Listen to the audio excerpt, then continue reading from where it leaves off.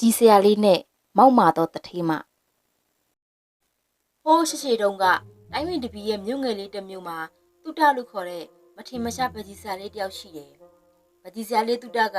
သူ့ရဲ့ဝါသနာအရာပုံနူပကြီးကားတွေကိုရေးဆွဲပြီးတော့အသက်မွေးဝမ်းကြောင်းပြုတယ်တနေ့မှာတော့ချမ်းသာတဲ့တထေးမတယောက်ကပကြီးဆရာလေးတုတကိုသူ့ရဲ့ပုံနူပကြီးကိုရေးဆွဲခိုင်းနေတယ်ဒီမှာ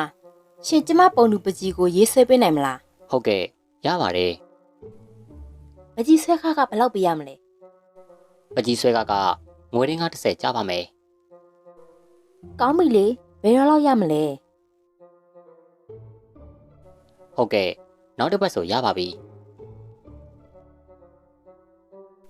ဒီလိုနဲ့နောက်တစ်ပတ်ကြာတဲ့အခါမှာတော့တထေးမဟာသူ့ရဲ့ပုံနူပကြီးကိုတွားရွေ့တယ်တထေးမကသူ့ရဲ့ပုံနူပကြီးကိုမရွေးခင်မှာတခုစဉ်းစားမိလိုက်တယ်နေ့အနေငယ်ကြာတဲ့အခါမှာ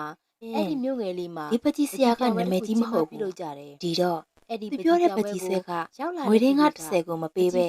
ငွေရင်းက9ပြားပဲပေးမယ်ဆိုနေကြတယ်ဒီပကြီးပြပွဲကိုတထေးမကအဲ့ဒါလိုစဉ်းစားမိပြီးပကြီးဆရာလေးရှင်ရောက်တဲ့အခါလူတွေတီးလို့ပြောဆိုနေတာကိုကြည့်ပြီးပကြီးကားကိုကျမရှင့်ပကြီးကားကိုငွေရင်းက9ပြားပဲပေးနိုင်မယ်ရောင်းနိုင်ရင်ရောင်းမရောင်းနိုင်ရင်နေပကြီးကားကသူ့ရဲ့ပုံနူပကြီးကားဖြစ်နေဒီစကားကြားရတဲ့အခါပို့ပြီးပကြီးဆရာလေးတူတာအရန်ကိုအံ့ဩတော့နမီကတခိုးလိုရေးထားတာပဲငွေရင်းက9ပြားတော့မရပါဘူးခမ ्या ကိုအရင်ပြောထားတဲ့ငွေရင်းက10ပြားရမှဒီပကြီးကားကိုရောင်းပါမယ်အဲ့ဒီမှာပဲမမျော်လင့်မယ်ပကြီးပြပွဲလုပ်တဲ့ပကြီးဆရာလေးတူတာကအဲ့လိုပြောပေမဲ့တထေးမကတော့ရတယ်လေရှင်ကျမပြောတဲ့ဈေးနဲ့မရောက်ရင်လည်းကိစ္စမရှိပါဘူးဘာဖြစ်လို့လဲဆိုတော့ဒီပုံကကျမရဲ့ပုံနူပကြီးကားပဲလေကျမကလွဲပြီးဘယ်သူမှလာဝယ်မှာမဟုတ်ဘူးရပါတယ်ဒီနေ့ခမ ्या ကျုပ်စီကနေဒီပကြီးကားကိုဈေးကြီးပေးဝယ်ရလိမ့်မယ်ဒီလိုနဲ့နေ့အနေငယ်ကြတဲ့အခါမှာအဲ့ဒီမြို့ငယ်လေးမှာပကြီးပြပွဲတစ်ခုကျင်းပပြုလုပ်ကြတယ်အဲ့ဒီပကြီးပြပွဲကိုရောက်လာတဲ့သူတွေကပကြီးကားတစ်ခုကိုတွေ့ပြီးတီးတိုးပြောဆိုနေကြတယ်